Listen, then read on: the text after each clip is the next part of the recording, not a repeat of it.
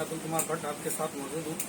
आज हमारे साथ फिल्म इंडस्ट्री के बहुत बड़े स्टार जो माने जा रहे हैं और अभी भी हैं, अपने पांव जमाए हुए हैं भोजपुरी के इंडस्ट्री में। आज अयाज खान जी मेरे साथ मौजूद है। देखते हैं कि अयाज खान जिस तरीके से गोरखपुर में भी इनका आना जाना लगा रहता है और जैसे बीजेपी में हम देख रहे हैं भोजपुरी का एक तरफा लहर बह रहा है।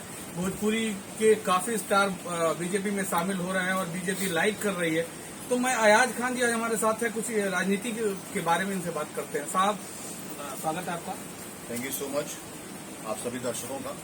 आप जैसे अभी देखिए, इसके पहले शुरुआत मनोज तिवारी जी से हो रही है और रवि किशन जी बने, इसके बाद सांसद निरहू जी बने। तो आप ये बताइए कि अगला पड़ाव, अगला सांसद या अगला विधायक कौन होगा आपके यहाँ से? वैसे तो मुझे लगता है कि पवन जी हो सकते हैं, खेसारी जी हो सकते हैं, और कौन सी पार्टी ज्वाइन करेंगे ये हम नहीं कह सकते, लेकिन भावी आने वाले सांसद और विधायकों में इनके नाम आते हैं। और जहां तक आप अगर मेरी तरफ इंडिकेट कर रहे हैं तो अभी मुझे लगता है कि टाइम है।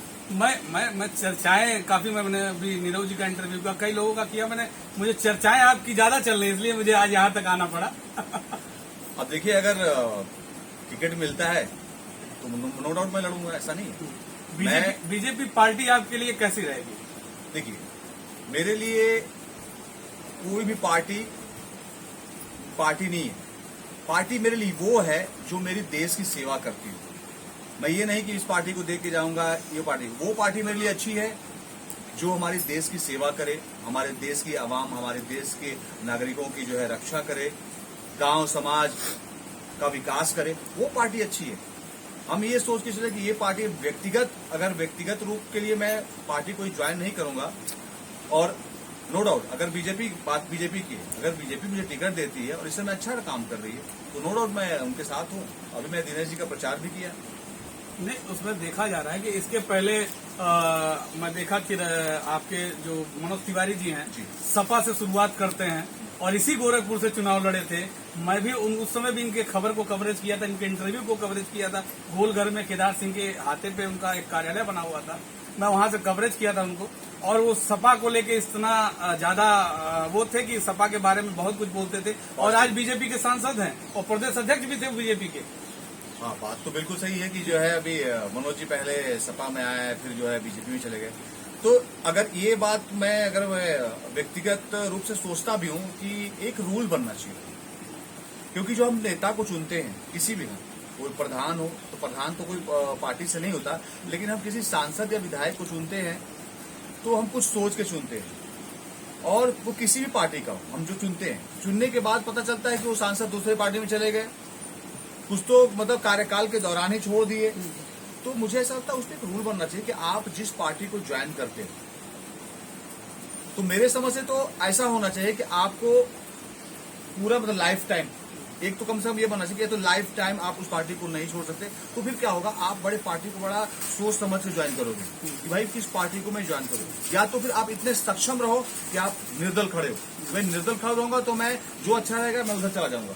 एक ये, या तो निर्दल, या तो ये रूल बनना चाहिए कि आप जिस पार्टी से खड़े हो, अगर खड़े होगे टिकट मिलेगी तो आजीवन उसी पार्टी से। और एक तीसरा ये, जो बीच में लोग जो छोड़ के चले जाते हैं, ये भी बहुत गलत है। जनता आपको मान लीजिए जिस पार्टी के लिए चुनी हो और आप चुनने के बाद आप 2 साल बाद 3 साल भाग जाते हो यार, तो हम तो जनता का तो कुछ वैल्यू ही नहीं रहा जीतने के बाद। जो जनता जिता के आपको सांसद विधायक बनाती है और कल को उन्हीं को लात मार के आप इधर से उधर, जहां अच्छा देखा, जहां भला देखा, गलत बात, वहां आप चले जाते हो। तो ये बहुत रॉन्ग है। कोई भी अगर पार्टी बदलता है, भाई वो तो मैं सच बता रहा हूँ, मैं उस चीज के खिलाफ हूँ। ये बहुत गलत है कि आप क्या देश सेवा के लिए आए हो, सांसद बनने, नेता बनने, या किधर पलड़ा भारी है, किधर ज्यादा प्रॉफिट है, तो ये तो गलत है, देश सेवा नहीं है। तो जैसे अभी आपकी सोच कितनी बीजेपी से मिलती जुलती है? नहीं, अभी दो बात हो रही थी कि रोडें बन रही हैं, अच्छा खासा बिजली भी रह रहा है, शिक्षा का भी स्तर सुधार हो रहा है, थोड़ी सी चीजें है कि जो हिंदू मुस्लिम वाला चीज बढ़ा है। तो मैं इसके थोड़ा सा हूँ कि मतलब पार्टी को चाहिए कि इतना सब सारी चीजें ना हो। देश है, सभी का देश है, हिंदू या मुसलमान, इस देश सभी का है और सब लोग मिलजुल के रहें। क्योंकि जब हम आपस में लड़ेंगे, जब 2 भाई हैं आपस में लड़ेंगे और तीसरा फायदा उठाएगा, अरे दोनों भाई लड़ते हैं, हम लोग जाके मारेंगे, साला एक बोलेगा नहीं, देखो लोग आपस में नहीं बनती। जब दो भाई आपस में मिल करेंगे तो तीसरा सोचेगा नहीं वे अबे एक को मारेंगे, साला दोनों मिलकर हमको मारेंगे सब। तो उसी तरह हमारा देश है, ये सोचना चाहिए कि हिंदू मुस्लिम या है ना, या सिख ईसाई जितनी भी जातियां हमारे देश के अंदर है ना, एक संयुक्त परिवार है, हम सब मिलकर रहेंगे ना तो नो डाउट हमारा देश बहुत आगे जाएगा। हम पिछड़े इस वजह से है, मोस्टली जो हमारे देश का पिछड़ने का रीजन जो सबसे बड़ा है वो ये संप्रदायवाद है, जातिवाद है, इससे हम उबर ही नहीं पा रहे। और नेता लोग देखो मैं बता रहा हूँ इसी का फायदा उठा रहे हैं। जैसे मैं देखता हूँ कहीं न कहीं राजनीति के क्षेत्र में कहीं जिसका सत्ता रहता है लोग उसी के पीछे भागते हैं। आज भोजपुरी इंडस्ट्री में देख रहा हूँ कहीं न कहीं बीजेपी का सत्ता है, बीजेपी की लहर है, तो इसके वजह से पीछे जा रही है कि या बीजेपी काम सही कर रहा है या बीजेपी का मुद्दा सही है, इसके वजह से लोग उसमें शामिल हो रहे हैं। देखिए नहीं, बीजेपी काम भी कर रही है, उन्होंने भी कहा कि सड़कें अच्छी हुई हैं, बिजली पानी अच्छा हुआ है। और आपकी भोजपुरी इंडस्ट्री के लिए क्या कर रही है? भोजपुरी इंडस्ट्री के लिए अभी तक तो फिलहाल कुछ नहीं हुआ है, मैं कहूँगा कुछ नहीं हुआ है भोजपुरी, हाँ लेकिन करना चाहिए। अभी जैसे बना, अभी ये बना है, अभी क्या बोलते हैं फिल्म सिटी, तो फिल्म सिटी नोएडा में दिल्ली के पास बना है वहाँ, तो मुझे लगता है कि हम मुंबई से आके नोएडा नहीं जाएंगे। फिल्म सिटी जो बनी है अच्छी बात है, लेकिन वो बननी चाहिए थी हमारे यूपी और बिहार में कहीं, ताकि हम अगर मुंबई छोड़ के यहाँ पे शूटिंग करने आते हैं तो हमें आसपास मिल जाए। अगर हम फिर हम मुंबई से दिल्ली जाएं वहाँ कोई मतलब ही नहीं रहा। हम यहाँ पे आते हैं कि नेचुरल एटमॉस्फेयर मिल जाए, नेचुरल घर मिल जाए, जैसे अभी हम लोग यहाँ गोरखपुर में शूट कर रहे हैं तो सहजनवा में, तो नेचुरल ब्यूटी के लिए आते हैं, नेचुरल लोकेशन के लिए आते हैं। तो हमारा स्टूडियो तो मुंबई में भी है, तो नो डाउट अगर स्टूडियो बने अच्छी बात है कि चलो हमें भाई यहाँ के, या हम अगर यूपी में शूट करें, यहाँ भी स्टूडियोज भी हैं, इसके अलावा भी बहुत सारे हमें लोकेशन प्रोवाइड हो जा रहे हैं, तो वो हमें कम से कम मतलब गोरखपुर, बनारस, आजमगढ़, मतलब इन सब क्षेत्रों में बनना चाहिए, ताकि जो है हम उसका यूटिलाइज कर सकें। अब नोएडा कौन जाएगा?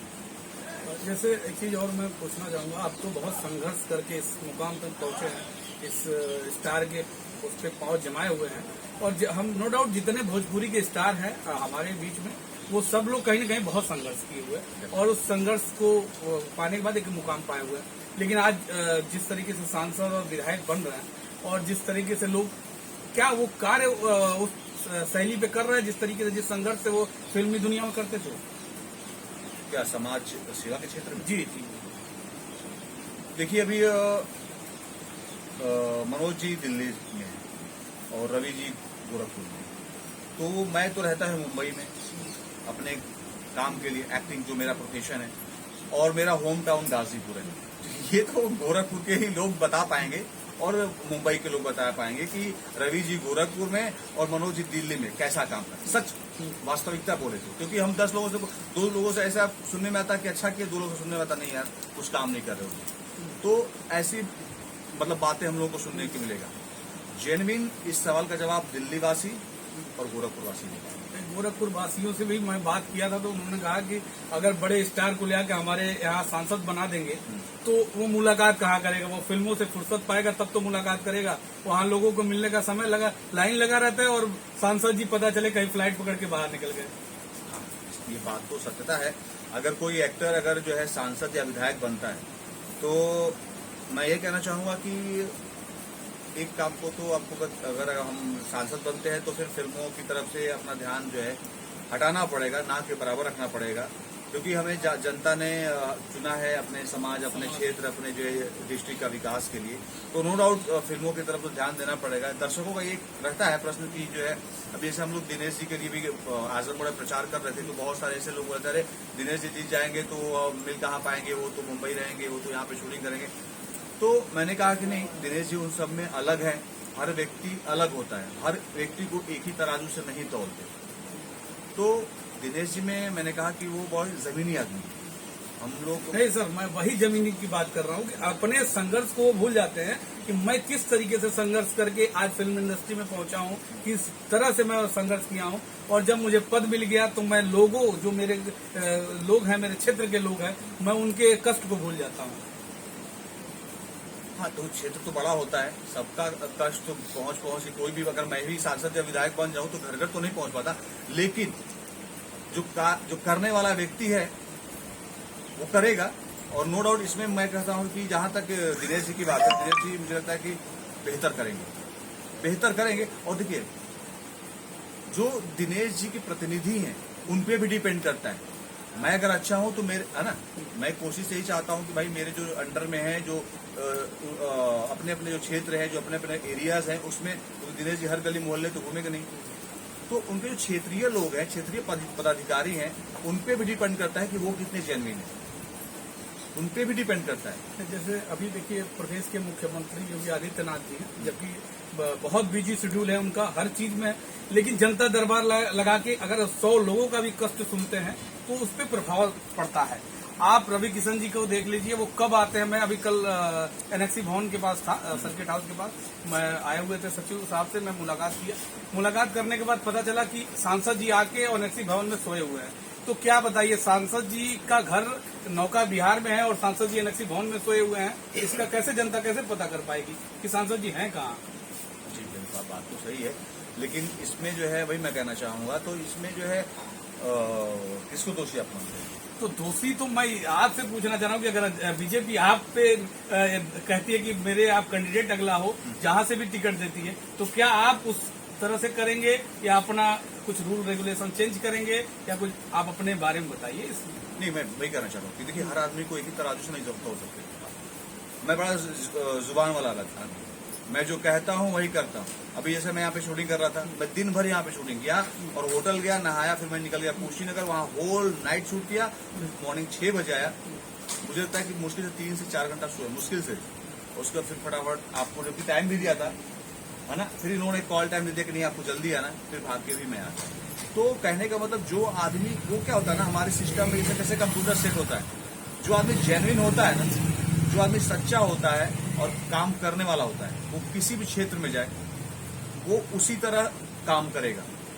तो हम लोग में वो कह सकते हैं कि हमारे ब्लड में है, हमारे नेचर में है कि हमने जो कमिटमेंट किया, जो बोला, हम वो पूरा करते हैं। तो अगर ईश्वर ने और अल्लाह ने चाहा कभी ऐसा समाज सेवा का मौका मिलेगा तो नो डाउट मैं दिल से करूंगा। आप फिल्म इंडस्ट्री को छोड़ देंगे?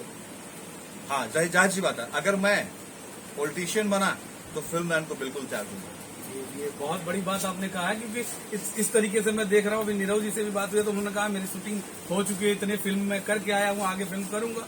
और रवि किशन जी का ऑलरेडी कहीं न कहीं फिल्म लगा रहता है, तो ये बड़ा मुश्किल होता है और जनता के लिए मुश्किल होता है कि मेरा जो प्रतिनिधि हो, जो मेरे क्षेत्र का प्रतिनिधि हो, वो मेरे लिए बोले, मेरे लिए आवाज उठाए, मैं उसको चुन के अगर भेज रहा हूँ तो मेरे लिए वो खड़ा रहे। तो इसके लिए आपने बहुत बड़ी बात कही अयाज खान जी। और अयाज खान जी का मैं कहीं न कहीं आप देख सकते हैं कि कई जगह सुर्खियों में ये हैं, बीजेपी के साथ इनका नाम आ रहा है। कहाँ अब अगला पड़ाव है अयाज जी का, तो देखते हैं। और अयाज जी आज शूट कर रहे हैं गोरखपुर में। अच्छा, गोरखपुर का माहौल कैसा लगा आपको?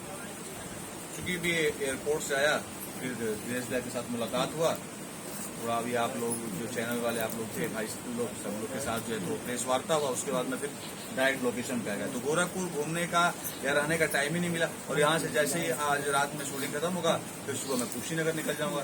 तो अभी गोरखपुर का भ्रमण नहीं हुआ है। शूटिंग की इतने बिजी शेड्यूल होती है ना कि हम लोग कहीं घूम नहीं पाते। मतलब होटल पहुंचे, खा पी के सोए, सुबह उठे तो पता लगा कि नीचे गाड़ी खड़ी है, चलिए शूटिंग लोकेशन पे। तो अच्छा, आप गोरखपुर में एक बार एक दिन गोरखपुर को दीजिए, भ्रमण करिए, देखिए गोरखपुर में है क्या। आप फिर गोरखपुर के बारे में आपसे बात, अगर आप गोरखपुर नहीं घूमे और फिर मैं आप उस पर चर्चा करूं तो उसके लिए आपके लिए दिक्कत होगी। बिल्कुल बिल्कुल। तो मैं अगर भ्रमण करूं और कुछ लोगों से जायजा लूं, पूछूं, तब हमसे क्वेश्चन करेंगे तो बिल्कुल मैं जेन्युइन और राइट आंसर दूंगा। चलिए, धन्यवाद आपको चैनल पे मेरे बैठने। Thank you so much. DTV के दर्शकों को अयाज खान की तरफ से प्रणाम, सलाम, लव यू ऑल।